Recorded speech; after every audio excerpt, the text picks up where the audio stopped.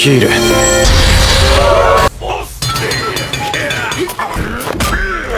ああ、もういいか。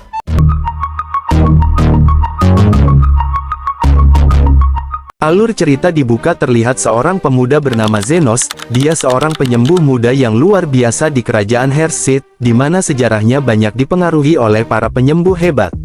Rumah sakit kerajaan Hersit terkenal di seluruh dunia berkat para penyembuhnya yang berbakat, yang selalu berusaha membuat dunia ini menjadi tempat yang lebih baik. Tapi, Zenos ini agak berbeda. Dia lebih suka belajar dari pengalaman dan memberikan perawatan daripada mengikuti jalur formal. Dia bekerja di lingkungan kumuh tanpa izin, tinggal di sebuah rumah besar yang terlihat sedikit berantakan bersama pelayan peri ceria, Lily, dan sahabatnya yang tidak biasa, hantu tentara bernama Carmela. Setiap hari, Zenos menyembuhkan siapa saja yang datang kepadanya dengan uang untuk membayar, tanpa pernah menanyakan banyak hal. Suatu hari, setelah merawat pasien-pasiennya, Zenos pergi mengunjungi pasien yang bisa membayarnya lebih banyak. Sementara itu, Lily mulai memasak makan malam yang lezat. Tak lama setelah itu, sekelompok gadis ceria datang ke klinik untuk menghabiskan waktu bersama Zenos. Ada Zofia si gadis kadal, Linga si perempuan berbulu, dan ibu peri berotot bernama Eleve. Ketika ketiga gadis itu mulai berdebat tentang siapa yang akan mendapatkan perhatian Zenos lebih dulu, Lily yang sedikit kesal ikut campur. Setelah menenangkan mereka, Lily mengundang semua gadis untuk tinggal makan malam. Tapi, tanpa disadari, mereka menghabiskan sup lezat yang disiapkan Lily sebelum makan malam. Ketika Lily kembali dan menyadari apa yang terjadi, dia merasa kaget dan sedikit marah. Ketiga gadis itu bingung bagaimana menjelaskan situasi ini, dan saat mereka saling menyalahkan, Carmela muncul dengan semangat, sangat menginginkan makan malam mereka. Melihat kekacauan itu, gadis-gadis itu berusaha membantu Lily menyiapkan makan malam kedua, tetapi sayangnya, mereka tidak punya bahan-bahan lagi. Akhirnya, mereka bertekad untuk mencari bahan terbaik yang bisa didapatkan. Sementara itu, di luar sana, Zenos baru pulang dari kunjungan rumah dan melihat seorang gadis bernama Til yang tampak kesakitan. Setelah mendengarnya bercerita, Zenos menyadari bahwa dia perlu membantu, namun saat itu juga, Til dihadapkan pada majikannya yang buruk, yang merasa tidak peduli dengan masalah yang dihadapinya. Zenos mengamati pertikaian itu tanpa ikut campur hingga saat yang tepat tiba. Dia berusaha melindungi Til dan bertindak heroik, tetapi situasinya menjadi semakin kacau dan penuh aksi. Dalam perjalanan kejadian yang menarik ini, Zenos menggunakan kemampuannya untuk menyembuhkan dan mengusir hantu yang merasuk, akhirnya mengembalikan Til ke keadaan semula. Setelah memperlihatkan kemampuannya, si majikan yang sombong itu terpaksa mengakui bahwa Zenos adalah penyembuh yang hebat. Namun, Zenos menolak untuk membantu si majikan tanpa imbalan yang sesuai. Akhirnya, Zenos menawarkan si gadis Til sebagai bagian pembayaran, dan saat mereka berdua mulai berinteraksi, Zenos membantu Til menyembuhkan masalah kesehatan yang dideritanya dengan kepiawaian penyembuhannya yang luar biasa. Selama momen-momen lucu dan hangat, Zenos dan Til mulai terikat. Dengan gaya santai, Zenos pun membebaskan Til dari perbudakan dan memberinya kesempatan baru dalam hidup. Setelah kembali ke rumah, Zenos pun disambut oleh Lily dan ketiga gadis pengacau yang membawa bahan-bahan untuk makan malam mereka. Sambil mencoba memasak dan menghibur para gadis, Zenos teringat akan masa lalunya saat menjadi bagian dari Golden Phoenix, sebuah kelompok petualang yang terkenal di kerajaan. Namun, ketika merasa tidak diterima, dia memutuskan untuk menemukan jalan baru dalam hidupnya. Karena Zenos merasa tidak tega meninggalkan Lily sendirian, dia pun memutuskan untuk membiarkannya bersamanya untuk saat ini. Mereka berdua melangkah masuk ke bagian kota yang sedikit terlupakan, di mana banyak rumah yang hancur dan sepi tanpa orang yang berlalu lalang. Lily bertanya, "Kenapa kita ke sini? Tempatnya menyeramkan." Zenos menjawab sambil tersenyum, "Kita perlu tetap berada di bawah radar, jadi kita harus mencari tempat yang aman." Setelah berkeliling, Zenos akhirnya melihat sebuah rumah yang masih cukup utuh. Dia mulai memeriksa tumpukan barang yang ada di sana, meski kondisinya tidak begitu baik. Dia merasa senang akhirnya memiliki atap di atas kepala setelah sekian lama tidur di luar saat menjalani kehidupan lamanya. Sementara itu, Lily menggunakan sihir cahayanya untuk menerangi ruangan, dan tiba-tiba, mereka bertemu dengan hantu yang tidak lain adalah Carmela.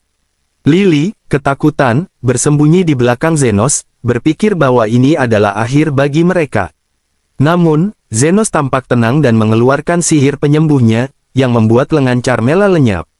Melihat keberanian Zenos, Lily bertanya, bagaimana kamu bisa melawannya? Zenos terlihat bingung dan menjawab, apa masalahnya? Aku sudah menghadapi ratusan musuh sebelumnya. Dia menyadari bahwa ternyata hantu-hantu itu lemah terhadap sihir penyembuhan. Zenos meminta maaf kepada Carmela karena telah memasuki rumahnya, tapi dia ingin tinggal di sana dan berjanji untuk tidak mengganggunya. Carmela yang tadinya ingin menyerang lagi, sekarang tertarik pada Zenos karena dia pernah berhadapan dengan banyak musuh dan belum pernah ada manusia yang berani menghadapinya. Dia memanggil pasukan hantu lainnya, tetapi Zenos dengan mudah mengalahkan mereka dengan sihir penyembuhnya. Sekali lagi, Zenos meminta maaf dan menanyakan apakah dia bisa mendapatkan satu ruangan untuk kliniknya. Carmela yang mulai mengagumi Zenos akhirnya setuju untuk berbagi tempat, asalkan lantai 2 tetap menjadi tempat tinggalnya. Hari-hari berlalu dan ruangan tersebut mulai terlihat seperti klinik. Saat mereka menyelesaikan beberapa penyesuaian, tepat saat itu, pintu terbuka dan seorang manusia kadal bernama Zan masuk, kali ini membawa saudara perempuannya. Sang saudari menunjukkan luka di lengannya yang telah terinfeksi oleh racun ajaib. Zenos memeriksa dan mengklaim, sepertinya lenganmu harus diamputasi. Ketika ditanya berapa biayanya, Zenos menjawab $100.000. Zan marah mendengar harga selangit itu, tetapi saudari Zan malah tenang dan menjelaskan bahwa Zenos cerdas dan dia adalah Zofia, pemimpin klan kadal yang terkenal. Zenos tidak menyangka, tapi dia pernah mendengar tentang Zofia yang dikenal baik hati, mencuri dari orang kaya dan memberikan pada yang miskin. Zofia bertanya, kenapa harganya bisa segitu? Zenos dengan santai menjelaskan bahwa memproduksi lengan baru membutuhkan banyak energi. Zofia terlihat bingung, generasi. Maksudnya apa itu? Dia mengaku bisa memotong lengan sendiri dan pasti akan membayar. Tak lama kemudian, dengan bantuan Zenos, dia berhasil mengamputasi lengannya dan membangunkan lengan baru. Zenos terkejut melihat betapa Zofia berani melakukan hal tersebut, dan Zofia berterima kasih, mengatakan akan merekomendasikan lebih banyak pasien padanya. Beberapa hari kemudian, Zenos menikmati secangkir teh bersama Carmela dan Lily setelah seharian merawat pasien. Lily bertanya, kenapa manusia kadal selalu datang dalam keadaan terluka? Zenos menjelaskan, ada 3 faksi yang selalu berperang di daerah kumuh, manusia kadal, orc, dan furis.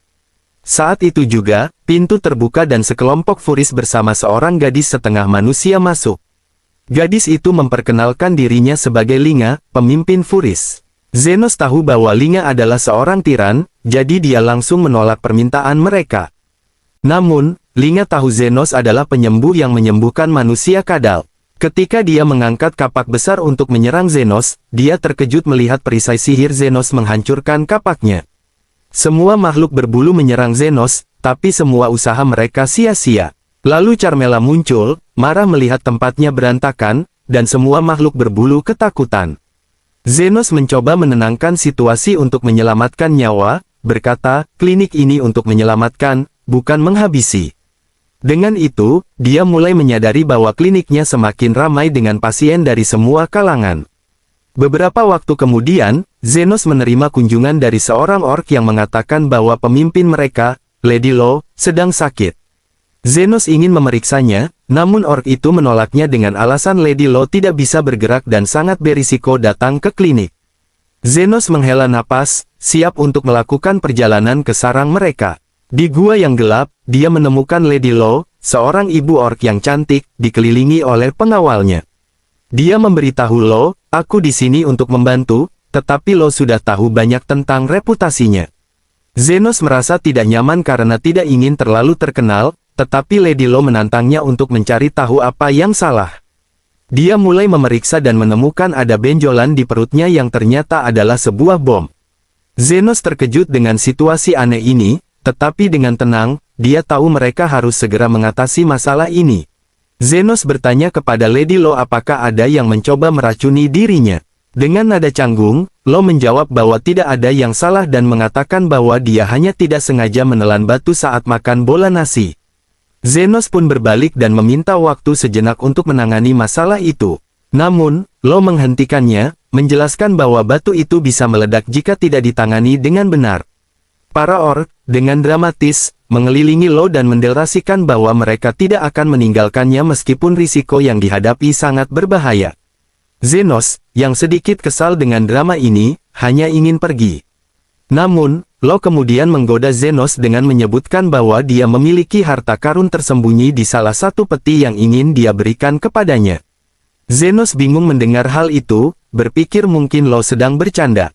Dia sangat terkejut ketika Lo melemparkan kunci emas kepadanya dan mengatakan kunci itu dapat membukakan harta karun. Setelah mendengar itu, Zenos bertanya mengapa dia melakukannya, dan Lo menjelaskan bahwa dia tahu Zenos selalu memberi harga yang wajar dan bahkan tidak meminta uang sepeser pun dari anak-anak.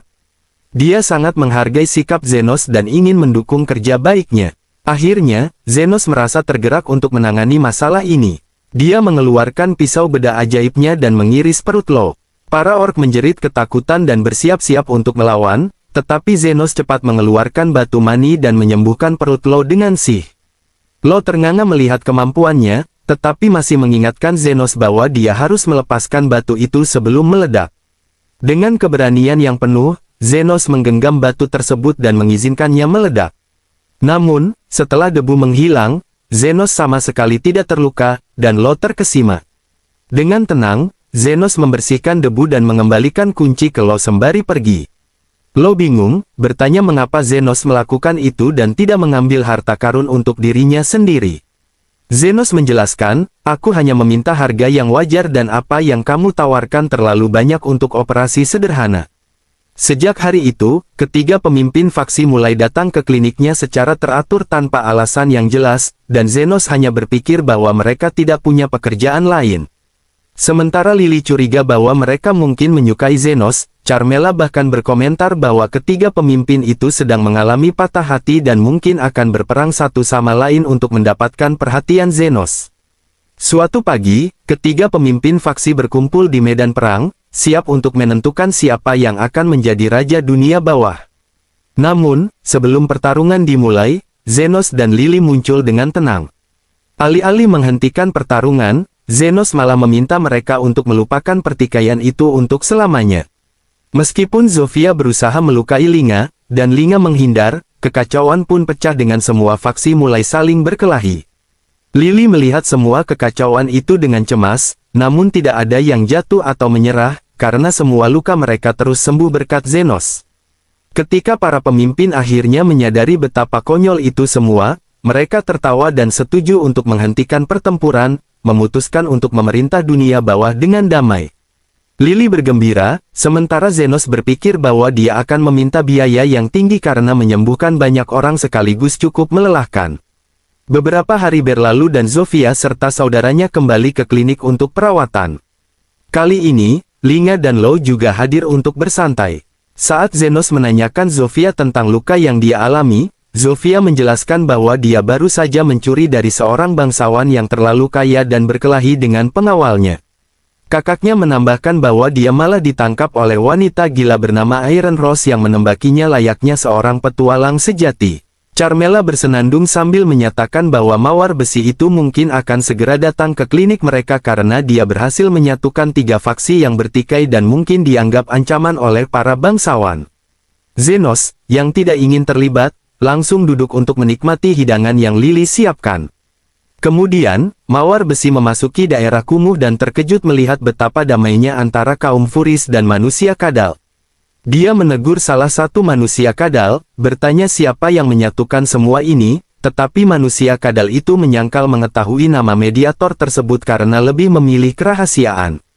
Dalam kekacauan yang terjadi, mawar besi mengambil langkah tanpa ragu dan mengeluarkan senjatanya, mengira dia bisa menyelesaikan segalanya. Teriakannya minta tolong membuatnya panik, dan beruntunglah, saat itu Zofia dan saudara laki-lakinya kebetulan berjalan di dekatnya, memaksa wanita itu untuk melarikan diri.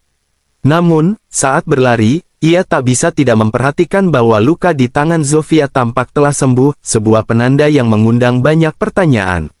Wanita itu kemudian merambah ke kota dan akhirnya menemukan klinik Zeno dengan langkah terburu-buru. Ketika dia masuk, dia menanyakan arah menuju kota, tetapi saat berusaha membantu, ia segera mengeluarkan senjatanya dan menembakkan granat asap. Lily, yang menyaksikan segala kejadian itu dengan ngeri, bertanya-tanya apa yang akan terjadi selanjutnya. Wanita itu mengklaim telah menyelidiki penculik yang menargetkan peri dalam waktu yang cukup lama dan meyakini bahwa dia akhirnya telah menemukan orang yang bertanggung jawab. Lily berusaha membela Zenos, mengatakan bahwa dia bukan penculik, tetapi wanita itu berkeras menolak. Dia mengingatkan bahwa mengadopsi anak dari spesies lain tanpa izin adalah tindakan ilegal. Itu membuat Lily panik, berusaha menjelaskan bahwa Zenos adalah penyelamatnya. Saat-saat itu, wanita itu tiba-tiba menyadari bahwa desas-desusnya mungkin keliru. Dia menenangkan Lily, mengatakan bahwa itu hanya peluru gas tidur dan Zenos tidak akan menderita, tetapi semua itu berubah ketika Zenos muncul dari kabut asap dengan keadaan baik-baik saja. Wanita itu meminta maaf karena menyerangnya tanpa pemberitahuan, tetapi segera bertanya bagaimana mungkin dia selamat. Zenos menjelaskan bahwa dia hanya menghalau serangan itu dengan sihir pertahanan yang dia kuasai. Wanita itu tampak ragu, mengakui bahwa tidak ada orang yang dapat menghentikan peluru ajaibnya, kecuali jika Zenos adalah penyihir jenius yang mengabdikan hidupnya untuk sihir pertahanan. Zenos merendah, menyatakan bahwa dia tidak seperti itu, tetapi wanita itu tetap skeptis, mengingat posisinya sebagai wakil komandan para ksatria kerajaan. Baik Zenos maupun Lily merasa tegang menyadari siapa sosok di hadapan mereka. Wanita itu kemudian meminta mereka untuk bekerja sama dalam penyelidikannya. Dengan hati-hati, Zenos mengisyaratkan pada ketiga pemimpin untuk menghindari rumahnya, berharap mereka cukup pintar untuk mengikuti petunjuknya. Disinilah Zenos mulai merasakan ketakutan, menyadari bahwa wanita ini tampaknya memiliki agenda yang lebih besar, terkait dengan kekuatan yang dapat mengendalikan seluruh kota. Kish, yang berbicara dengan nada tinggi mengenai kewajiban warga untuk membantu para ksatria kerajaan, tampak terobsesi dengan ide menangkap sosok misterius yang memicu ketegangan antar spesies demi-human. Di tengah perbincangan ini, Zenos mulai menyadari betapa gila situasi ini, dan Kish, dengan ambisiusnya, tampaknya tidak akan berhenti. Sementara itu, Kish menceritakan kembali luka mengerikan yang dialami ibunya dan bagaimana itu membuatnya bertekad untuk menjadi pahlawan sejati. Hal ini semakin menguatkan niatnya untuk menangkap orang yang mungkin dianggapnya sebagai ancaman. Semua drama ini membuat Zenos bingung, dan saat Kish mencoba memaksakan tinggal di tempatnya, Lily bersikeras bahwa dirinya adalah gadis nomor satu di hati Zenos. Zenos berdiri tegas di antara para ksatria, mencegah mereka untuk menembaki pasiennya. "Hei, apa yang kalian lakukan?" tanyanya kepada Kish, yang kebingungan. Zenos memutuskan untuk jujur, mengaku bahwa dia adalah penyembuh dan mediator yang dicari Kish. Namun, Kish skeptis dan tidak percaya, dia berpendapat bahwa tidak mungkin Zenos bisa menguasai kedua jenis sihir sekaligus. Kish kemudian menyatakan bahwa dia tidak ingin berhubungan lagi dengan Zenos dan memutuskan untuk mencari tempat lain untuk tinggal di daerah kumuh. Kish pergi, tetapi Zenos tidak terlalu peduli dan melanjutkan aktivitasnya. Saat Kish menuju rumah bangsawan bernama Kalendarer, dia bertekad melakukan pemeriksaan keamanan, berusaha mencari tahu apakah ada yang salah. Meski Kalendarer menyambutnya dengan ramah, Kish merasa ada yang aneh dengan pembagian pasukan keamanan di sana. Ketika dia menyelidiki lebih lanjut, dia menemukan penjara bawah tanah yang penuh dengan anak-anak yang diculik. Mencoba menenangkan anak-anak, Kish menyatakan bahwa dia akan menyelamatkan mereka. Namun, sebelum dia bisa melakukan lebih jauh, seseorang dari belakang menembaknya. Ketika Kish berbalik, dia melihat Kalendarer yang menembaknya dengan senjata yang dirampas sebelumnya. Kalendarer menertawakan Kish, tetapi saat itu juga, Zofia datang dengan Zenos tepat saat Kish merasa putus asa. Kalendarer tidak membuang waktu dan langsung mengarahkan senjatanya kepada Zenos. Namun, dengan mudah, Zenos memblokir serangan itu, membuat Kalendarer terkejut dan jatuh ketakutan.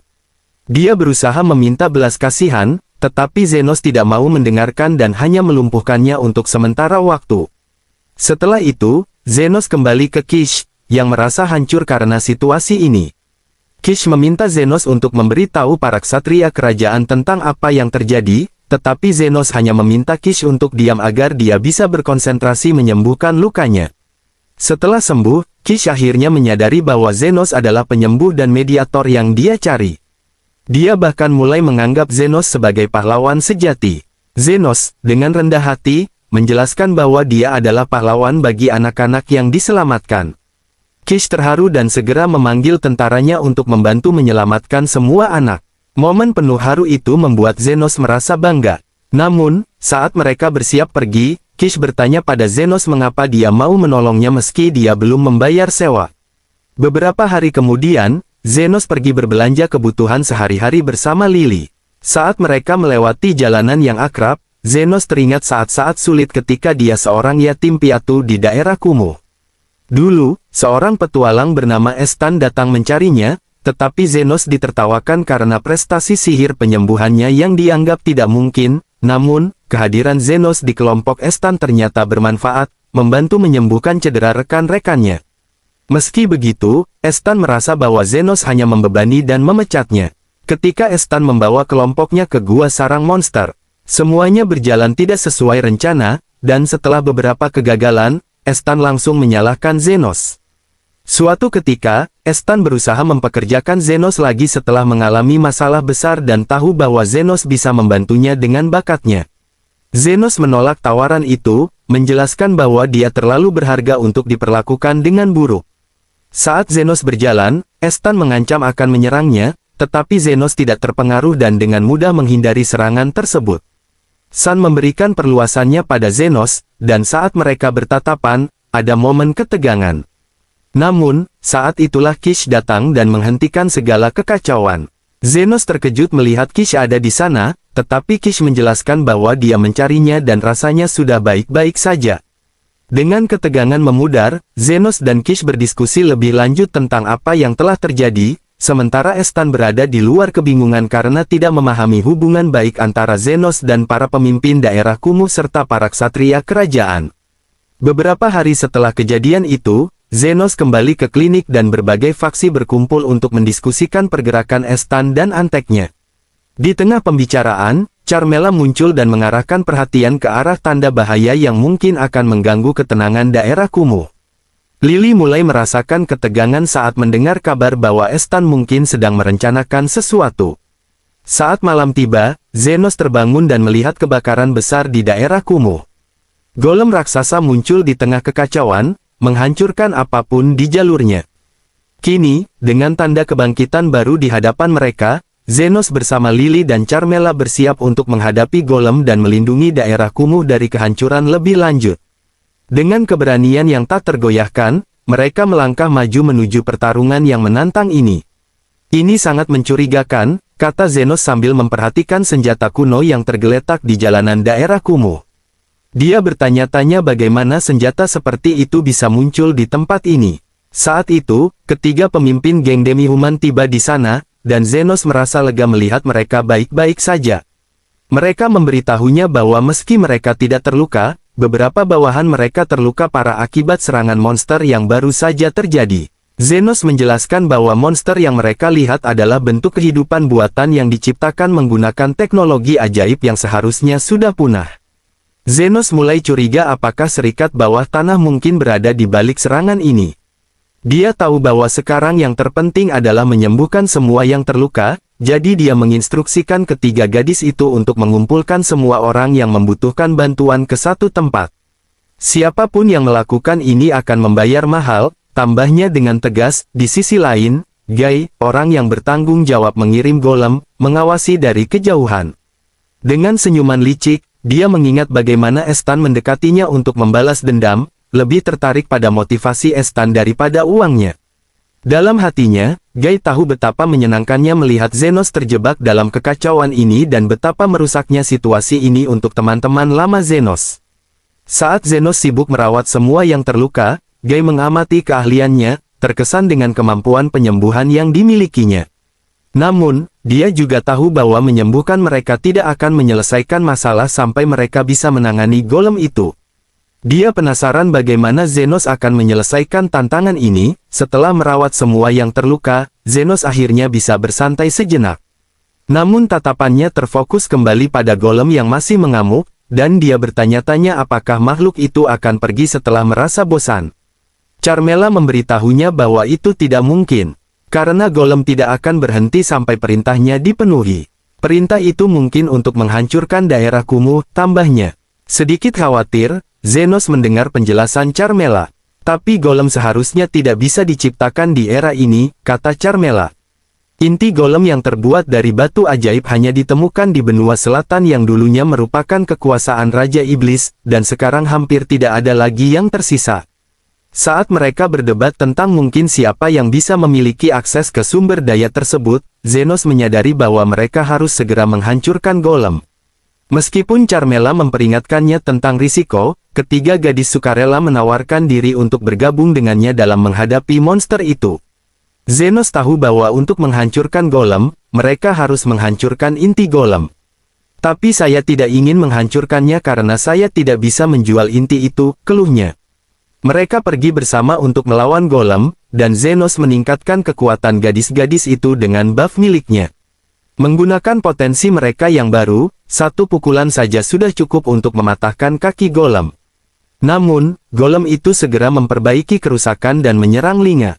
Untungnya, Zenos ada di sana untuk melindunginya. Dia menyembuhkan luka Linga seakan tidak ada yang terjadi. Zenos merasa kewalahan, tetapi dia mulai kembali ke ritme pertarungan. Dia menggunakan mantra pertahanan dan penyembuhan sesuai kebutuhan. Sementara gadis-gadis itu terus berjuang melawan golem, Zenos tahu bahwa beberapa luka akan lama untuk pulih. Dia memerintahkan gadis-gadis itu untuk mematahkan kedua kakinya agar mereka bisa menjatuhkan golem itu. Namun, ketika golem itu terjatuh, mereka baru menyadari bahwa seorang gadis lainnya tidak dievakuasi tepat waktu dan golem siap jatuh tepat di atasnya. Zenos panik, tidak bisa melihat gadis itu dengan jelas dan berusaha sekuat tenaga untuk melindunginya. Namun, dengan anehnya, golem itu malah berusaha melindungi gadis tersebut pula. Zenos bingung, tapi saat gadis itu terhindar dari bahaya, Carmela tiba. Dia setuju bahwa golem itu berperilaku aneh. Zenos menjelaskan lebih lanjut bahwa golem itu tidak sepenuhnya buatan. Inti golem ada di sisi kiri dadanya, dan itu bukan hanya batu ajaib, tetapi juga bagian dari manusia. Guy melihat semua ini dari jauh dan menyeringai, jelas merasa terhibur. Dia tahu bahwa golem itu diciptakan dari sesuatu yang lebih gelap, di mana batu ajaib yang tidak sempurna digabungkan dengan manusia. Dia mulai bertanya-tanya tentang rasa sakit yang dialami oleh Zenos ketika yang terdekat dengannya mulai menderita. Zenos memutuskan untuk menyelesaikan pertarungan ini secara langsung. Dia menyuruh gadis-gadis itu untuk mundur, karena sekarang hanya dia yang bisa menyelesaikan semuanya. Dan saat dia berdiri sendirian menghadap golem, dia mengingat bagaimana Estan terdorong oleh keinginan akan uang dan balas dendam. Zenos membuat sebuah pedang yang terbuat dari mana dan menerjang golem, memotong lengannya. Saat golem meraung kesakitan, Zenos menyerang bagian dadanya dengan kekuatan penuh dan akhirnya mengungkap Estan yang terperangkap di dalamnya. Zenos memberi tahu Estan bahwa ini adalah akhirnya, lalu dengan sekali gerakan, dia menebasnya. Guy terkejut menyaksikan semua ini, tidak percaya pada betapa kejamnya Zenos. Tapi Zenos tidak berhenti di situ. Dengan hati-hati, dia menyembuhkan Estan, menghancurkan bagian tubuhnya yang menyatu dengan batu ajaib dan meregenerasinya. Dalam proses itu, Zenos bertindak dengan kuasanya, menunjukkan dedikasinya sebagai penyembuh tanpa batas. Kepala Estan berputar, kesadaran baru mulai mengalir saat Zenos mengingatkan dia tentang kebaikan yang telah dilakukan di masa lalu. Beberapa hari kemudian, Kish datang untuk memberi kabar tentang penyelidikan. Mereka belum mendapatkan bukti yang kuat, tetapi nama Guy muncul dan mereka mencurigainya. Zenos bersumpah akan menemukan Guy suatu hari nanti untuk menagih semua yang terhutang padanya. Meskipun kesulitan di depan masih mengintai, dia tahu bahwa mereka akan berhasil dengan bantuan teman-temannya. Dengan semangat, Zenos pun bergegas ke pemandian air panas untuk berendam dan menghilangkan rasa lelahnya. Dia merenungkan bagaimana rencana awalnya untuk menjadi penyembuh bawah tanah demi hidup tenang kini tampak jauh dari jangkaunya. Namun, dia sangat menyukai momen-momen santai seperti ini ketika bisa bersantai sendiri. Tentu saja, momen tenang itu tidak bertahan lama. Tiba-tiba, pintu kamar mandi terbuka, dan Zofia masuk. Zenos panik dan berteriak, "Ini pemandian pria." Zofia dengan santai menjawab bahwa dia melihat tanda di luar yang mengatakan tempat itu sedang dibersihkan, jadi tidak ada yang akan datang. Aku ingin lebih mendekat, Zenos, tapi mungkin itu bukan ide terbaik, katanya sambil merayu. Zenos memperhatikan gerak-gerik Zofia dan saat itu, Linga masuk ke ruangan, berkata, aku merasa sangat pusing. Zofia lantas menangkap Linga, dan keduanya mulai berkelahi. Tepat pada saat itu, Lo muncul dari air dan menyatakan bahwa dia telah menunggunya. Kacauan penuh munculan terjadi ketika Zenos berusaha menjaga kedamaian di tempat itu. Kish tiba-tiba menerobos masuk, berteriak kepada gadis-gadis itu tentang tingkah tidak tahu malu mereka di pemandian pria. Hentikan berakting seperti kamu tidak ada di sini untuk Zenos juga. Semua berjalan kacau saat mereka mulai berkelahi. Merasa lelah, Zenos mengusir mereka semua untuk pergi ke pemandian wanita. Hal ini justru berujung pada mereka bertemu dengan tabib bernama Yum di pemandian wanita. Yum terkejut melihat berbagai ras berkumpul. Dia mencoba melatih Carmela, tetapi Carmela secara tiba-tiba melewati dinding dan masuk ke pemandian pria untuk mengganggu Zenos. Malam harinya, mereka semua berkumpul untuk makan malam. Meskipun Zenos ingin duduk bersama semua orang, Kish merasa kehilangan harga diri dan duduk terpisah. Setelah itu, Zenos menidurkan Lily dan pergi untuk minum-minum dengan Carmela. Kau terlihat lelah, komentarnya, dan saat Zenos menjawab, dia menjelaskan bahwa awalnya makan malamnya menyenangkan, tetapi kemudian gadis-gadis itu mengadakan permainan minum. Pemenangnya berhak duduk di pangkuanku. Linda menggerutu, dan semua orang pun akhirnya pingsan. Zenos harus membawa mereka kembali ke kamarnya. Keesokan paginya, ledakan mengejutkan datang dari dapur dan manusia adalah yang pertama merespons. Dia bergegas ke dapur dan menemukan pemiliknya tergeletak dengan luka bakar parah akibat ledakan batu api. Segera ia memberikan pertolongan pertama dan memberitahu istri pemiliknya untuk membawanya ke rumah sakit. Saat itu, Zenos muncul dan Yuman meminta bantuannya untuk membawanya ke rumah sakit terdekat yang memiliki lingkaran penyembuhan tingkat lanjut. Zenos meragukan perlu untuk dibawa ke rumah sakit, lalu pergi begitu saja sambil berkomentar, saya ingin makan yang enak dari masakan mereka. Yuman sangat kecewa karena mengira Zenos menelantarkan orang yang terluka. Namun, tak lama kemudian, pemilik itu terbangun, bertanya apa yang terjadi, dan menyadari bahwa dia baik-baik saja. Yuman tidak bisa berpikir dengan jernih, menyadari bahwa Zenos mungkin adalah penyembuh elit yang bisa menyembuhkan cedera serius seperti itu dengan cepat. Begitu kembali ke rumah sakit kerajaan, Yum menceritakan kejadian itu kepada atasannya. Mereka pasti ingin mempekerjakan Zenos jika dia benar-benar terampil, komentarnya. Namun mereka tidak punya cukup informasi untuk menemukannya. Ketika Yum menyebutkan bahwa Zenos mengenakan mantel hitam, atasan menjadi penasaran. Dia ingin mencari Zenos secara pribadi setelah mendengar tentang keterampilannya. Beberapa hari kemudian, saudaranya Zofia datang bergegas sambil membawa seorang pria yang pingsan, ternyata bos manusia. Aku menemukannya pingsan setelah dia batuk darah di daerah kumuh, jelasnya. Zenos dengan sigap menyingkirkan untuk memindai pria itu dan menemukan bahwa dia menderita penyakit paru-paru merah. Dia segera memperingatkan semua orang agar menjauh, karena penyakit itu sangat menular. Namun, dalam sekejap, lelaki itu terbangun dan memuji Zenos karena sangat hebat dalam mendiagnosis penyakit. Dia dikenal sebagai Ernardo, seorang tabib elit dari rumah sakit kerajaan. Aku mendengar tentang penyembuh bawah tanah yang terampil dan ingin bertemu, katanya. Setelah diskusi panjang, mereka berhasil menyelesaikan berbagai topik menarik.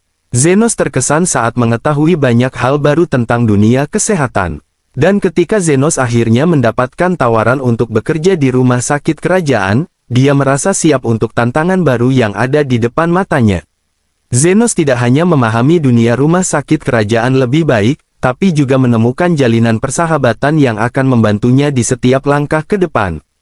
Dengan dukungan dari Lily, teman-teman gadisnya, dan pengetahuan baru dari Ernardo, dia bersiap menghadapi apapun yang akan datang di petualangannya.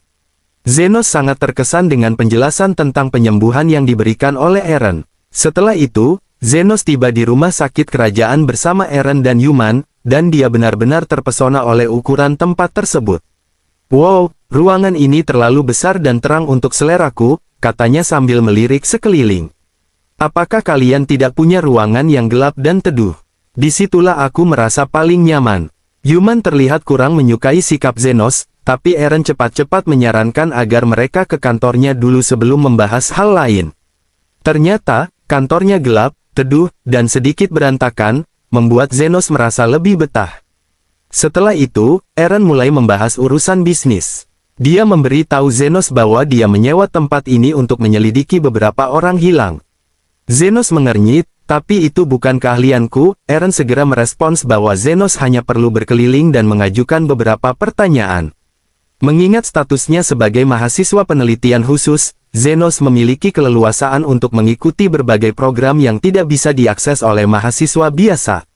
Meski Zenos mengerti bahwa ini akan membantunya dalam mengumpulkan informasi, dia tetap khawatir seseorang mungkin mengenali identitas aslinya.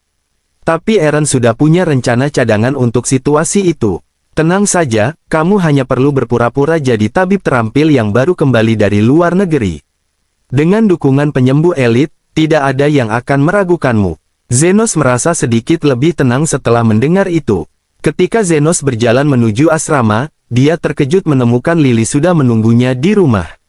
"Apa kabar? Kenapa kamu di sini?" tanyanya. Yuman menjelaskan bahwa anggota keluarga diperbolehkan tinggal di asrama. Lily bangga menyatakan, "Aku istri Zenos." Namun Yuman mengingatkannya dengan lembut bahwa secara resmi, dia adalah adik perempuannya. Zenos berterima kasih kepada Yuman yang telah mengurus dokumen untuk membawa Lily ke sini, dan dia pun berpamitan untuk pergi. Begitu mereka berdua ditinggal sendirian, Lily mulai berperilaku seperti istri yang sangat ingin mendapatkan perhatian suaminya. Zenos pun penasaran, "Siapa yang mengajarkanmu semua ini?" Tentu saja, jawabannya adalah Carmela, yang juga tinggal bersamanya dan kerap menimbulkan masalah. Zenos memperingatkan Lily, dengan banyaknya penyembuh di sekitar, kamu akan kelelahan jika seseorang melihatmu. Namun Carmela dengan santai menjawab, "Aku suka hidup berbahaya." Keesokan harinya, Zenos sarapan bersama Yuman di kafetaria dan bertanya bagaimana cara mendapatkan lisensi penyembuh. Yuman menjelaskan, "Pertama-tama, kamu perlu mendaftar di sekolah persiapan untuk memperkuat dasar-dasarmu, lalu masuk ke rumah sakit terdaftar untuk belajar beberapa tahun. Jika kamu lulus ujian rumah sakit, barulah kamu bisa jadi penyembuh berlisensi." Zenos tampak terkejut dan berkata, "Wow, penyembuh berlisensi sungguh luar biasa." Yuman agak terkejut dan menambahkan, "Ya, dan setelah mendapat lisensi, penyembuh bisa bekerja di rumah sakit kerajaan atau jadi petualang. Beberapa dari mereka bahkan langsung bekerja untuk militer atau bangsawan." Saat Zenos mempertimbangkan semua formalitas tersebut, dia meminta Yuman memberitahu tentang orang hilang yang perlu dia temukan. Yuman menjelaskan bahwa orang hilang itu adalah Afrit, senior Zenos yang merupakan penyembuh tingkat lanjut dan wakil kepala lab tempatnya bekerja. Dia sangat baik dan pintar, dan berperan penting dalam mengembangkan beberapa obat bersama Eren, kata Yuman dengan penuh pujian. Ketika Zenos hendak bertanya lebih jauh, sekelompok penyembuh memasuki aula, dipimpin oleh seorang pria tua yang terlihat sangat terhormat. Zenos penasaran dan bertanya siapa pria itu. Yuman menjelaskan, itu adalah Profesor Goldrin, wakil direktur rumah sakit dan penyembuh tingkat lanjut kelas 7. Zenos tercengang, kelas 7. Apa artinya itu? Yuman melanjutkan, penyembuh dibagi menjadi 7 kelas, pemula, menengah, dan tingkat lanjut. Kelas 7 adalah posisi tertinggi yang bisa dicapai, sebelum dipromosikan menjadi penyembuh elit. Zenos terkesan dan Yuman menambahkan, karena direktur rumah sakit terlalu tua untuk bekerja secara teratur, Goldrin memiliki wewenang paling besar di sini. Namun, sayangnya, banyak yang telah berubah sejak dia mengambil alih, dan sekarang hanya klien kaya yang mendapatkan perlakuan yang layak. Ia juga menyebutkan bahwa Goldrin lebih tertarik mengembangkan karir politiknya daripada mengasah keterampilan penyembuhannya. Beberapa rumor bahkan mengatakan bahwa dia mencapainya berkat koneksi baik dengan bangsawan besar, ujar Yuman. Zenos memutuskan untuk menjauhi Goldrin, tetapi Yuman memberitahunya bahwa dia adalah salah satu tersangka dalam kasus pembebasan yang sedang diselidiki. Zenos merasa sangat semangat saat dia mengetahui bahwa banyak penyembuh berbakat telah dikumpulkan di bawah bimbingan Goldrin. Ia memutuskan untuk meminta Eren meminjamkan Afrit kepadanya untuk beberapa waktu. Sejak Goldrin mendanai penelitiannya, Eren merasa berkewajiban untuk membalas budi, dan Afrit juga ingin mendiversifikasi resumenya. Namun, setelah 1 bulan kerja, Afrit tiba-tiba menghilang. Ketika ditanya mengenai hal itu, Goldrin dengan dingin menyatakan bahwa dia tidak tahu apa-apa tentang kepergian Afrit. Zenos mengerti situasinya, tetapi dia ingin tahu bagaimana cara mendekati Goldrin. Karena performa kamu luar biasa, Goldrin pasti akan mendekatimu duluan, jawab Yum. Namun, Zenos masih meragukan dirinya sendiri. Saat Yum berusaha menjelaskan lebih lanjut, seorang lelaki brengsek berambut merah bernama Crescent tiba-tiba muncul dan mulai mencela Zenos tanpa alasan. Siapa dia? Tanya Zenos, merasa penasaran. Yum menjelaskan bahwa Crescent adalah mantan teman sekelasnya yang sekarang menjadi sombong setelah diintimidasi oleh kelompok Gold. Zenos memutuskan untuk pergi ke kelas, dan dalam perjalanan, dia mengenang bagaimana guru-gurunya mengajarkannya tentang menjadi penyembuh yang tidak hanya menyembuhkan luka, tetapi juga berusaha memperbaiki dunia. Saat kelas dimulai, sang profesor mengajarkan tentang monster mayat hidup. Zenos sudah memiliki banyak pengetahuan tentang topik itu berkat pengalamannya, tetapi dia terkesan dengan metode sistematis yang digunakan di rumah sakit. Ketika profesor mulai menjelaskan tentang hantu dan bahaya pertemuan dengan mereka, Zenos terkejut. Ketika profesor bertanya apakah ada yang memiliki pengalaman melawan monster mayat hidup, Crescent segera berdiri dan menyombongkan diri bahwa dia telah mengalahkan 30 hantu. Dia kemudian beralih kepada Zenos dan bertanya apakah dia pernah melawan hantu. Zenos tersenyum, ingin menarik perhatian tanpa terlalu berlebihan. Aku bisa menangani sekitar 30 hantu juga, jawabnya, dan seluruh kelas terkejut. Profesor meminta Zenos menjelaskan lebih lanjut dan dia menceritakan bagaimana mereka bisa menemukan lebih banyak hantu di ruang bawah tanah. Cara tercepat untuk mengatasi mereka adalah dengan ulang mantra penyembuhan, ujar Zenos. Semua orang tercengang, dan Crescent terlihat sangat iri. Ia mengikuti Zenos ke kuliah berikutnya yang membahas tentang lingkaran penyembuhan. Lingkaran penyembuhan bukan untukku, pikir Zenos, karena ia tahu dia bisa menyembuhkan pasiennya lebih cepat daripada menggambar lingkaran.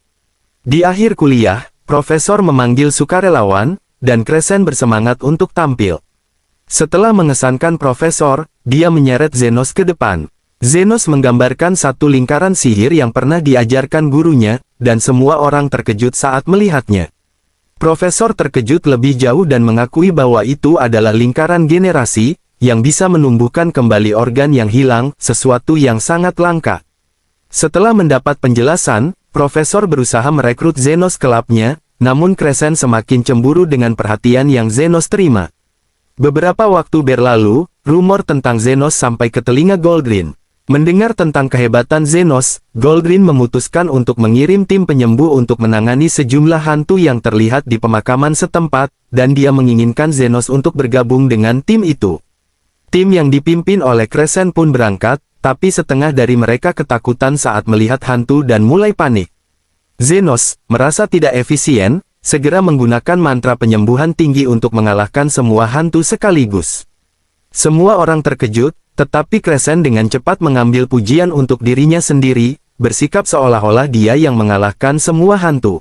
Meskipun Zenos tidak peduli dan ingin mengabaikan perdebatan semacam itu, Crescent berusaha mempertahankan kedudukan yang ia dapatkan.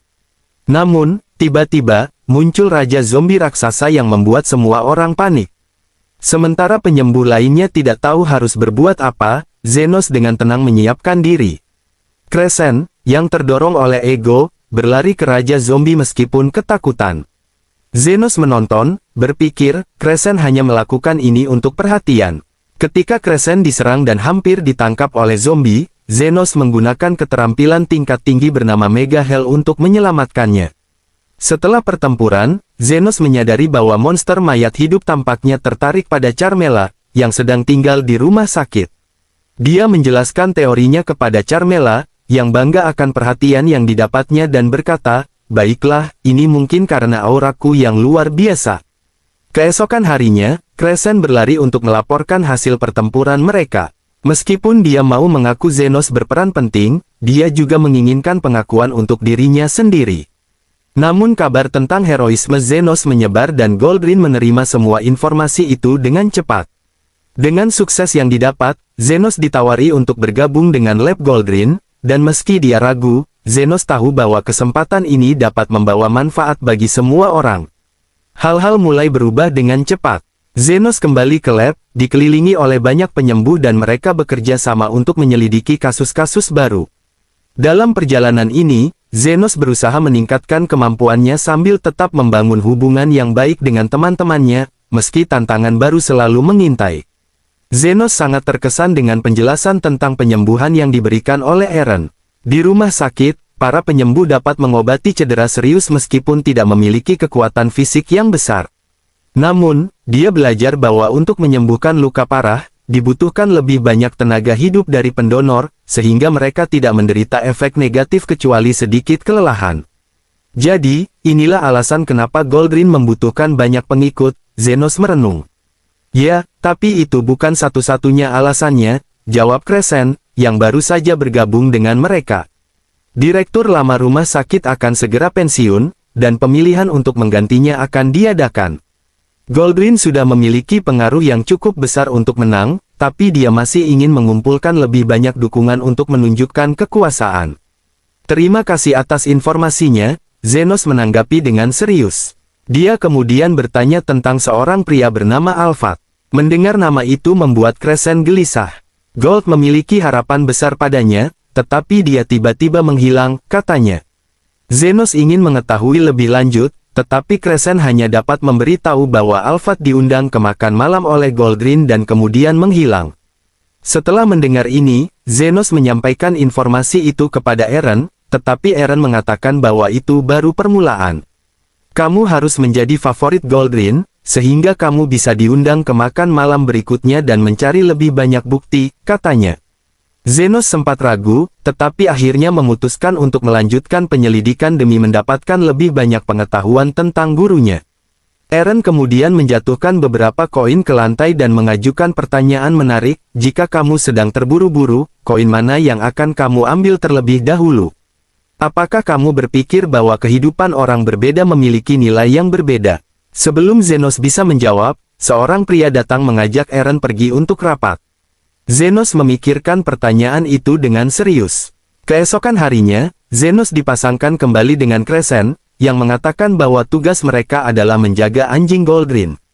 Apakah itu satu-satunya yang kamu lakukan di lab ini? Tanya Zenos. Ternyata, Crescent adalah pengasuh untuk anak anjing itu. Meskipun dia juga bermimpi untuk naik pangkat dan mendapatkan kehidupan yang lebih mencolok. Zenos merasa bingung. Menjadi penyembuh berarti menyembuhkan orang, bukan? Crescent menjawab bahwa itu idealnya begitu, tetapi kenyataannya berbeda. Dia mengungkapkan bahwa dia juga dulu berharap bisa menyelamatkan banyak orang, tapi cepat menyadari bahwa memiliki uang dan kekuasaan lebih berharga. Saat, seorang pria pemabuk bernama Bones menghampiri mereka. Crescent menyambutnya dengan sinis, dan Bones menyebut anjing Goldrin sebagai anjing penyelundup. Tak lama kemudian, Bones melemparkan botol ke arah Crescent, membuatnya terjatuh dan membuat anjing berlari ketakutan. Crescent dan Zenos segera mengejarnya, tetapi sayangnya, anjing itu berlari ke jalan utama dan hampir tertabrak kereta. Crescent bergegas mengambil anjing itu, khawatir jika Goldrin melihat luka pada anjingnya, dia pasti akan dihukum. Dengan segera, Zenos menggunakan sihir penyembuhan untuk mengobati anjing itu, menghapus semua bekas luka yang ada. Crescent terkejut, merasa Zenos melakukan sesuatu yang luar biasa. Setelah insiden itu, Yuman mengajak Zenos pergi berjalan-jalan. Zenos terlihat ingin berbicara sesuatu, dan Yuman segera meminta dia untuk tidak membuang-buang waktu dan langsung mengatakan apa yang ingin disampaikannya. Zenos menjelaskan betapa dia merasa senang sekarang, berkat kejadian ini dia mendapatkan kesempatan untuk belajar lebih banyak di rumah sakit kerajaan. Ketika bercerita tentang gurunya, Zenos dengan bangga mengatakan bahwa dia berutang banyak pada pengajaran gurunya yang luar biasa. Yuman juga berbagi tentang Eren, yang membimbingnya sangat dekat, bahkan menyebutkan bahwa Eren juga memiliki kisah kehilangan. Saat mereka berbincang, Carmela mendengar percakapan dari jauh dan ingin bergabung. Ah, Zenos sudah menemukan calon istri lain, ujarnya bercanda. Zenos hanya tertawa, mengabaikan komentar itu. Tak lama setelah itu, mereka kembali ke asrama, ketika Crescent mendekati mereka dengan berlari dan langsung berlutut di hadapan Zenos, memohon pertolongan. Dia tampak benar-benar tertekan, dan meski Zenos sudah merasa bosan mendengar keluhannya, Carmela berbisik kepadanya bahwa situasi ini mungkin akan menjadi sesuatu yang menarik. Crescent menjelaskan bahwa permohonan bantuannya berawal beberapa jam lalu, saat Goldrin baru kembali dari pertemuan dengan seorang bangsawan terkemuka yang selalu mendukungnya. Bangsawan tersebut menceritakan tentang putrinya yang mengalami ruam di wajah, yang semakin hari semakin banyak. Goldrin menyadari bahwa itu adalah penyakit yang dikenal dengan nama Oddfest. Dia tahu meskipun tidak mematikan, gadis itu perlu dioperasi untuk menghilangkan bekas luka, namun hal itu bisa meninggalkan bekas permanen. Sementara Goldrin yakin bahwa dengan bantuan banyak siswa yang menyumbangkan kekuatan hidup mereka, dia bisa memperbaiki wajah gadis dengan sempurna. Masalahnya adalah si gadis enggan membiarkan orang lain melihat wajahnya yang penuh bekas luka. Merasa terjepit, dia merasa butuh waktu untuk bersantai dengan anjing peliharaannya yang menggemaskan. Namun, saat keluar dari kantornya, dia disambut asistennya yang mabuk dengan kabar bahwa anjingnya tertabrak kereta kuda. Goldrin seketika marah, tapi asisten itu menenangkan, "Tenang saja, pengasuh sudah menyembuhkannya." Setelah memastikan anjingnya baik-baik saja, Goldrin terkejut dan berpendapat bahwa jika orang yang menyembuhkan anjingnya bisa melakukannya tanpa merusak wajahnya, mungkin mereka juga bisa menyelamatkan wajah putri bangsawan tersebut. Dan disinilah nama Crescent terjebak dalam perkara itu. Kembali ke waktu sekarang, Zenos memutuskan untuk mendengarkan detail permintaan Crescent sebelum mengambil langkah selanjutnya. "Goldrin ingin aku menyembuhkan wajah putri salah satu 7 bangsawan besar," katanya, wajahnya tampak ketakutan. "Jika aku gagal, aku tidak akan pernah memiliki kesempatan lagi." Zenos menyarankan, terdapat cara untuk mengatasinya, potong saja jaringan cacat di wajah gadis itu dan kemudian sembuhkan. Namun Crescent tampak bingung, tapi orang biasa tidak bisa melakukan itu. Yuman menambahkan, "Kenapa Goldrin meminta seseorang sepertimu untuk menangani kasus sebesar ini?" Crescent mencoba bersikap percaya diri, "Mungkin Goldrin mulai memperhatikanku." Yuman hanya bisa menggelengkan kepala mendengar jawabannya. Air mata mulai menggenang di mata Crescent saat dia jujur, menyatakan ketidakberdayaannya. "Aku sudah mengaku bahwa aku tidak berguna saat insiden Raja Zombie, dan jika sekretarisnya tahu kali ini aku gagal," suaranya tercekat. Dia melanjutkan memohon bantuan Zenos, dan tepat saat itu, Lily muncul sambil membawa teh. Yuman memperkenalkan Lily sebagai adik perempuannya, namun Crescent tidak bisa menahan rasa ingin tahunya. Melihat bagaimana manjanya Lily, dia bertanya-tanya apakah mereka benar-benar saudara kandung. Keesokan harinya, bangsawan tersebut mendesak Goldrin ke dalam keadaan darurat. Goldrin pun membawa Crescent dan Zenos bersamanya. Di hadapan mereka, bangsawan menjelaskan bahwa putrinya, Charlotte, tidak ingin menjalani operasi karena takut wajahnya akan terluka. Ia terjebak di kamar dan menolak untuk ditemui siapapun. Sang ayah sangat khawatir dan meminta Goldrin untuk meyakinkan putrinya. Dengan hati-hati, Goldrin mencoba membujuk Charlotte untuk percayakan perawatan padanya. "Tapi, aku tidak mau. Tak seorang pun boleh menyentuh wajahku," ujarnya ketakutan. Charlotte, yang ternyata memiliki kepribadian narsis yang berlebihan, mengira bahwa semua ini adalah konspirasi dari gadis bangsawan pesaing yang cemburu padanya. Crescent merasa ini adalah kesempatan emas untuk menarik perhatian, dan dengan percaya diri berkata kepada Zenos, "Aku akan meyakinkan Charlotte untuk menjalani operasi. Setelah dia sembuh, dia pasti akan jatuh cintaku." Namun Charlotte malah mengabaikan Crescent, dan Goldrin memberi sinyal kepada Zenos untuk mencoba berbicara dengannya. Di luar, Zenos dengan tenang menjelaskan, "Tidak apa-apa jika kamu tidak mau dioperasi. Semua orang pasti takut wajahnya terluka." Dia menambahkan bahwa benjolan itu tidak menimbulkan masalah kesehatan. Menggunakan pendekatan yang sedikit mengejek, dia mengatakan bahwa benjolan itu mungkin terlihat seperti wajah tua, dan beberapa orang akan sangat terikat pada wajah itu hingga mereka memberinya nama. Zenos pun tersenyum puas saat melihat Charlotte tertarik pada prosa nuansa hitamnya. Crescent menganggap ini adalah strategi yang bagus dan berusaha keras meyakinkan Charlotte. Namun, buktinya tidak menggembirakan. Charlotte berteriak ketakutan, tidak ingin menjadi jelek. Semua orang berusaha meyakinkannya, Tetapi Charlotte tidak bersedia menjalani operasi tanpa jaminan tidak ada bekas luka. Goldrin merasa putus asa dan meminta kepada Zenos untuk berbicara dengan Charlotte secara langsung. Saat menuju balkon, Zenos melihat Charlotte tampak sangat kehilangan semangat, penuhi rasa putus asanya karena dia merasa seolah tidak ada harapan. Namun Zenos menemukan seekor burung yang terluka dan mengalihkan perhatiannya. "Apa kamu ingin membantu burung ini sembuh?" tanyanya, dan Charlotte tampak tertegun melihat burung itu. Zenos bertekad, "Jika kamu ingin sembuh, aku akan membantumu tanpa memandang status sosialmu." Dengan itu, dia melepaskan burung tersebut dan membiarkannya terbang bebas, menunjukkan bahwa terkadang harapan bisa hadir dari tempat tak terduga. Dengan sedikit rasa tertegun, Charlotte akhirnya setuju untuk menjalani operasi. Dari sini, prosesi operasi darurat mulai berlangsung. Goldrin memberi tahu Crescent dan Zenos bahwa mereka jika operasi ini gagal, mereka akan menyesal selamanya. Crescent bergetar dan berjanji akan melakukan yang terbaik, sementara Zenos menginginkan untuk mengambil alih. Crescent bingung, "Apakah kamu pernah melakukan ini sebelumnya?" Zenos dengan tenang menjawab bahwa dia pernah merawat Oddfest saat kecil.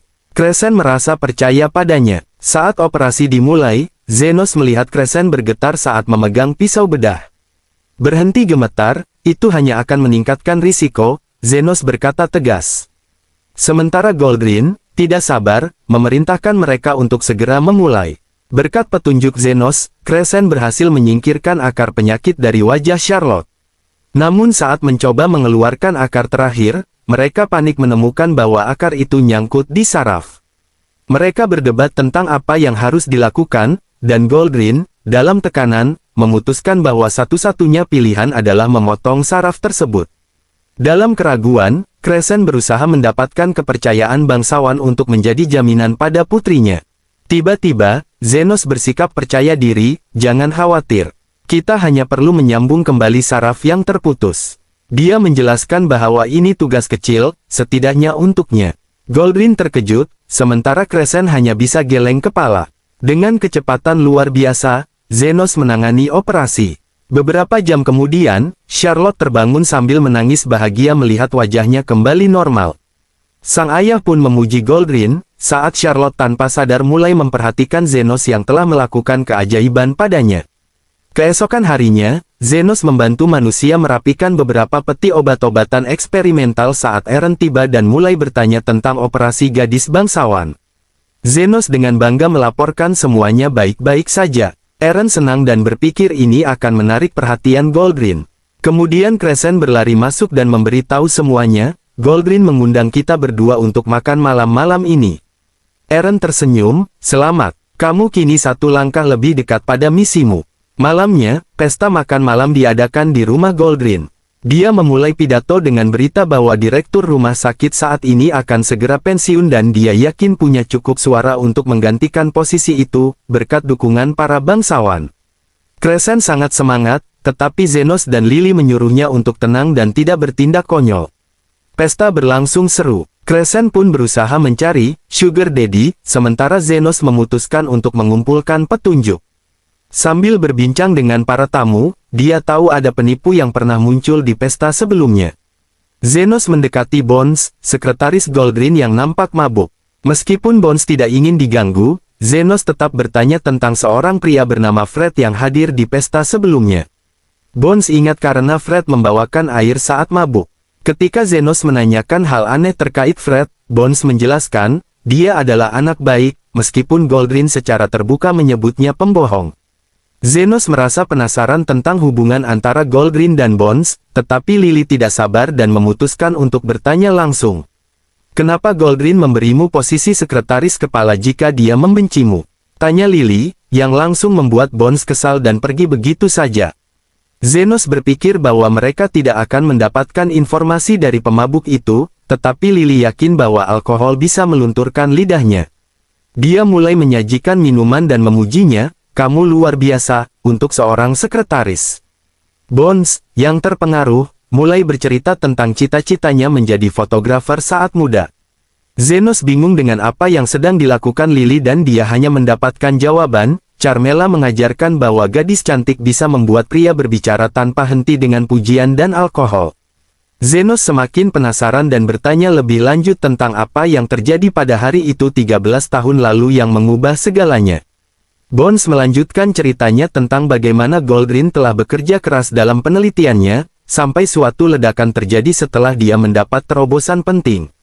Memuji Venel yang membantunya mendapatkan posisi dokter di rumah sakit, Bones akhirnya pingsan ke meja.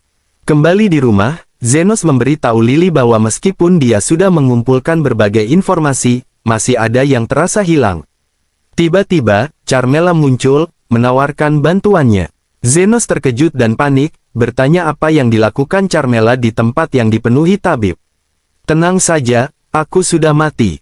Tidak ada yang perlu ditakuti," kata Carmela. Lily bertanya apakah dia tahu apa yang terlewat, dan Carmela memberitahu bahwa dia mendengar ocehan Bones yang mabuk. Dia menghubungkannya dengan informasi yang mereka butuhkan. Di rumah Zofia, Linga, dan Eleve menunggu Zenos kembali tanpa semangat untuk berdebat.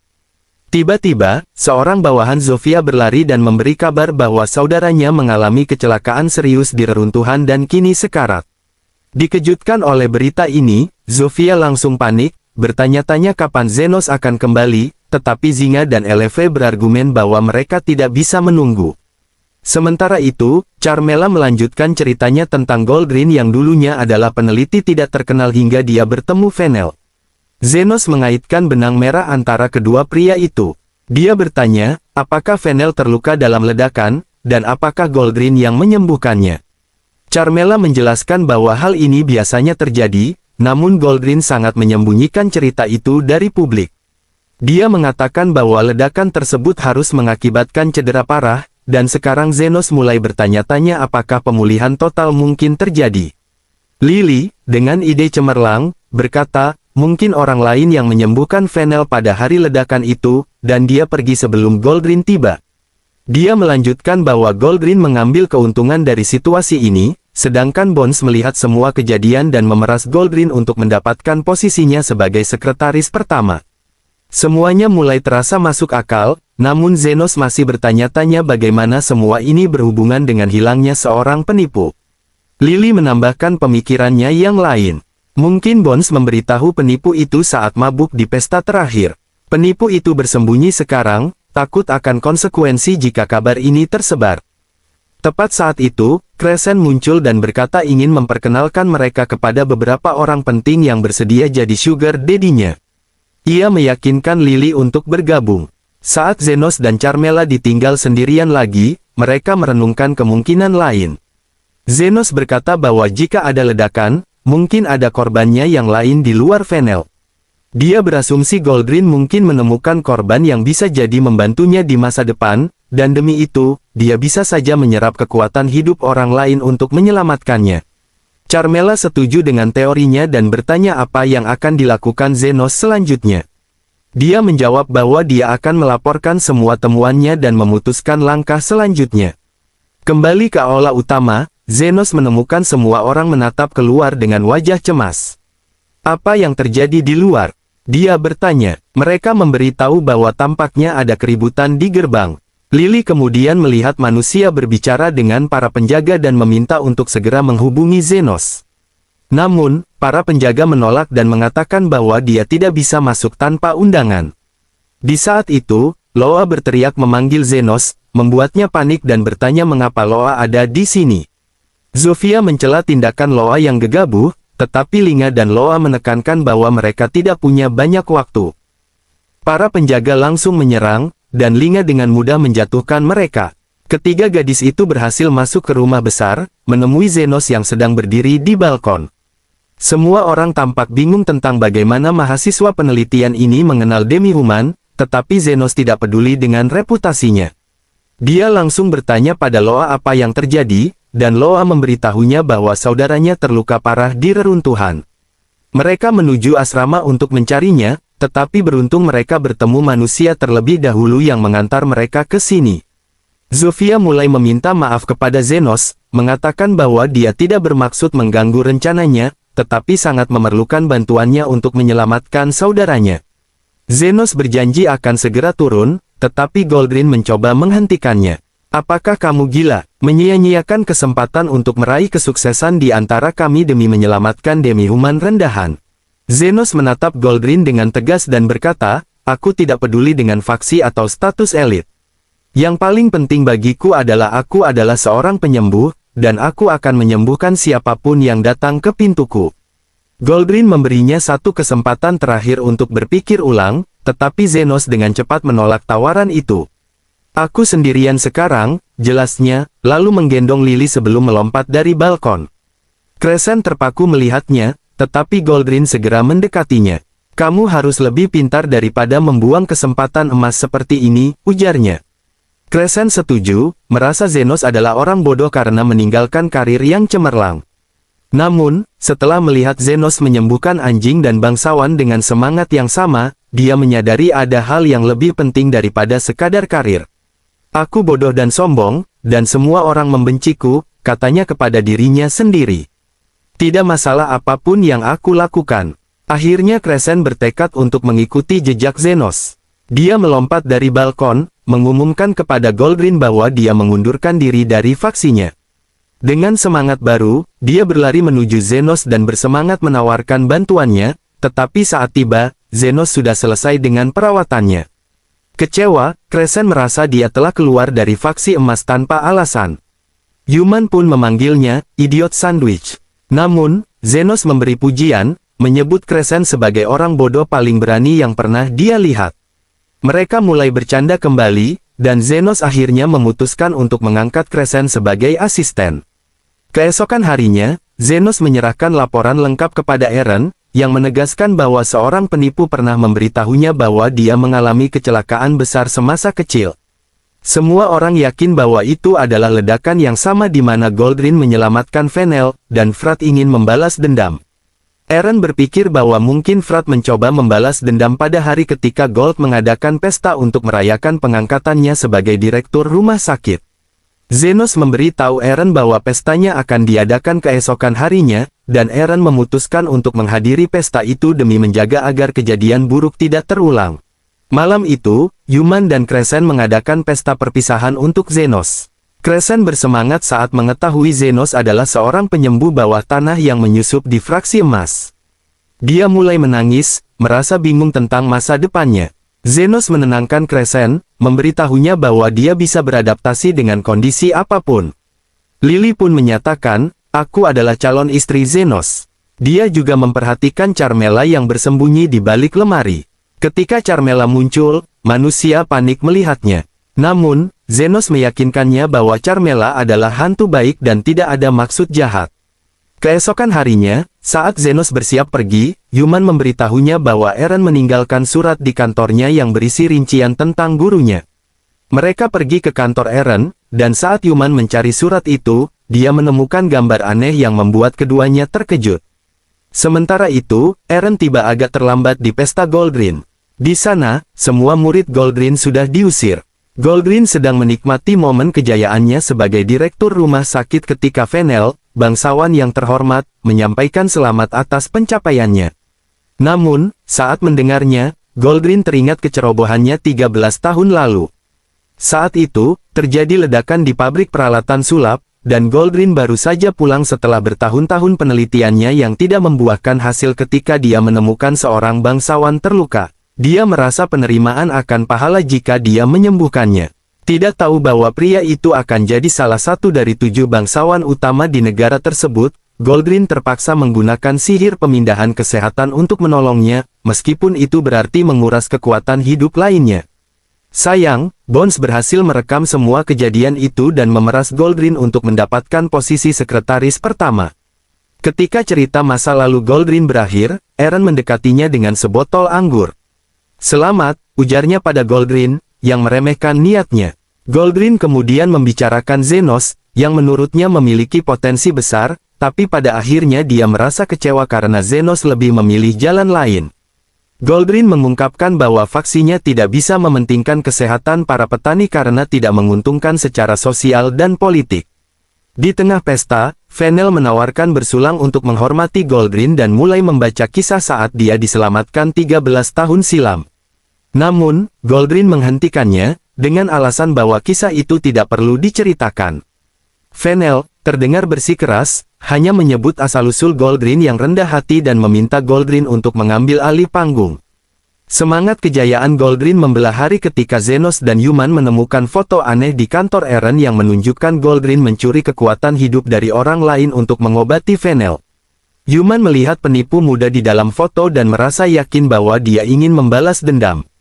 Namun, tiba-tiba Yuman melihat wajah seorang wanita di dalam gambar yang membuatnya tertegun. Kembali ke pesta, Goldrin sadar setelah pingsan, merasa bingung dan berdarah dari mulutnya, mengira apa yang sebenarnya telah terjadi.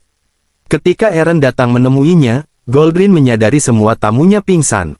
Eren memberitahu Goldrin bahwa dia telah meracuni anggur yang diminum oleh semua orang dengan racun dari induk ayam. Dia akan meninggal dalam 1 jam jika tidak mendapatkan pertolongan, sedangkan Goldrin hanya memiliki waktu maksimal 2 jam karena dosisnya lebih rendah. Goldrin panik, mempertanyakan apa yang sedang dilakukan Eren. Aku hanya ingin menciptakan kembali insiden kecelakaan 13 tahun lalu, jawab Eren. Ketika Goldrin mempertanyakan bagaimana Eren tahu tentang itu, Eren menjelaskan pengaturannya berkat informasi dari Zenos. Dia mengaku berbicara dengan Bones, yang awalnya menolak bicara, namun sedikit alkohol memudahkannya mengoceh. Eren juga menemukan sebuah foto dan wajah Goldrin mulai memucat, ia pikir semua salinan foto itu sudah dihancurkan. Jadi, 13 tahun lalu kamu membuat keputusan untuk menyelamatkan Fennel, mengorbankan nyawa orang-orang yang menurutmu tidak berharga, sebut Eren. Goldrin menjawab bahwa semua orang akan mati juga, tetapi Eren mengungkapkan bahwa Frat termasuk di antara mereka yang terluka, dan dia selamat. Bahkan tunangannya juga menjadi salah satu korban ledakan, dan dia meninggal karena sihir pemindahan kesehatan Goldrin. Saat Zenos, Yuman, dan Crescent berlari memasuki aula, keanehan menyelimuti mereka saat melihat semua tamu pingsan. Eren mulai meluapkan kisah tragisnya, 13 tahun lalu, dia dan tunangannya adalah penyembuh yang penuh harapan dan ambisi, tetapi setelah ledakan, semua harapan itu hancur. Dia sangat terpukul sampai-sampai kehilangan semangat hidupnya. Menginginkan keadilan tetapi tanpa bukti yang cukup. Itulah alasan dia merekrut Zenos, agar Zenos dapat menemukan kebenaran atau setidaknya informasi tentang masa lalu Goldrin. Crescent mulai berteriak, mengatakan bahwa meskipun dia tidak memiliki pacar, dia juga akan kehilangan semua yang dia miliki jika terjadi sesuatu pada orang-orang di sekitarnya. Dia menuduh Eren bahwa meracuni orang yang tidak bersalah itu tindakan yang sangat salah. Zenos, sambil menepuk punggung Crescent, berkata bahwa dia akan meneruskan dari arah ini. Dia bertanya kepada Eren koin mana yang akan dia ambil jika ada 3 jatuh, koin emas, perak, dan perunggu. Dan di sini, Zenos memberikan jawabannya. Saya akan mengambil semua koin. Saya dibesarkan dalam kemiskinan, dan dengan cara yang sama, aku akan menyelamatkan semua yang terluka. Eren panik, berusaha meyakinkan Zenos bahwa dia tidak akan mendapat apapun jika melakukannya, tetapi Zenos kini menegaskan bahwa ia tahu begitu insiden ini berakhir, Eren akan dianggap sebagai pembunuh massal yang dibenci. Itu adalah balasanku, karena ini adalah pertama kalinya seseorang bersedih saat kepergianku, jawab Zenos. Eren tetap bersikukuh, mengingatkan Zenos bahwa dia tidak bisa menyembuhkan racun yang tidak diketahuinya. Zenos menyadari bahwa tidak ada cukup waktu untuk menemukan apa isi racun itu. Dia mulai menyembuhkan satu persatu, dan Eren melarangnya, berkata itu hanya akan mengurangi kerusakan dan tidak menyembuhkan racun. Racun akan secara alami keluar dari tubuh jika waktu sudah cukup, Zenos menjelaskan. Ini adalah kompetisi antara sihirnya dan racun yang mempengaruhi tamu. Eren terperangah melihat betapa cepat Zenos menggunakan mantra penyembuhan dasarnya. Ia mulai tentang tunangannya yang adalah penyembuh legendaris, berkata bahwa Goldrin adalah kebalikan dari semuanya. Kini Eren menyesali semua keputusannya, berterima kasih pada Zenos karena telah menyelamatkannya dari monster yang ingin ia jadi. Satu persatu, para tamu kembali tersadar, berhasil selamat dari racun yang mengalir di dalam tubuh mereka. Namun, Goldrin masih terkapar, memerintahkan Zenos untuk menyembuhkannya. Zenos menolak sembuh atas perintah, dan meskipun Goldrin marah, tidak ada yang bisa ia lakukan. Dalam keputusasaannya, Goldrin berbalik kepada anggota faksinya, Tetapi mereka ingat bagaimana dia mencoba menyerap kekuatan hidup mereka ketika mereka tidak sadarkan diri, dan menolak untuk menyembuhkan Goldrin. Zenos sangat menyoroti hal tersebut, menawarkan kemampuan penyembuhannya dengan harga yang wajar. Menuliskan angka yang jauh lebih banyak daripada semua wanita dalam hidupnya, Goldrin mengeluh bahwa dia tidak bisa membayar sebanyak itu untuk penyembuhan sederhana. Zenos menegaskan bahwa ini sebuah perpisahan yang harus ditangguhkan saat ini. Sambil bersiap menerima tawaran Zenos, Fennel muncul. Ia menandakan kepada Goldrin bahwa ada masalah yang lebih serius yang perlu mereka bicarakan. Kesejatian Goldrin bersiap menghanguskan seluruh umat di pestanya. Tak lama kemudian, Eren ditangkap, dan Zenos serta Yuman datang menemuinya. Eren tampak ceria, meskipun sendirian, terkejut karena mereka diizinkan bertemu begitu cepat. Zenos memberi tahu Eren bahwa dia memiliki beberapa kontak di pengawal kerajaan yang bisa membantunya, dan pada saat itu, Kish muncul dengan pemikiran bahwa Zenos hanya mencari alasan untuk bertemu seorang narapidana. Zenos memutuskan untuk membiarkan Kish tinggal di dunia dulu dan memberitahu Eren bahwa dia membutuhkan jawaban atas beberapa pertanyaan. Manusia itu terlihat khawatir dan langsung bertanya apakah Eren benar-benar meracuni semua tamu di pesta tersebut. Eren menjawab tegas bahwa dia tidak melakukannya. Aku hanya menciptakan zat kimia yang akan membuat mereka pingsan dan melumpuhkan untuk sementara, jelasnya. Rencanaku adalah menciptakan kembali kejadian 13 tahun lalu sehingga Goldrin mau mengakui kejahatannya. Yuman merasa lega karena ini berarti Eren tidak bersalah dalam hal ini. Dengan percaya diri seperti itu, Zenos akhirnya pulang dan bertekad untuk melanjutkan hidupnya sebagai tabib bawah tanah yang siap mengobati siapa saja dan apa saja, selama harganya tepat. Ini merupakan bujukan untuknya, dia merasa bisa menjalani hidup yang sesuai dengan prinsipnya sendiri, membantu tanpa memandang status, yang menjadi benang merah dalam niatnya sebagai penyembuh.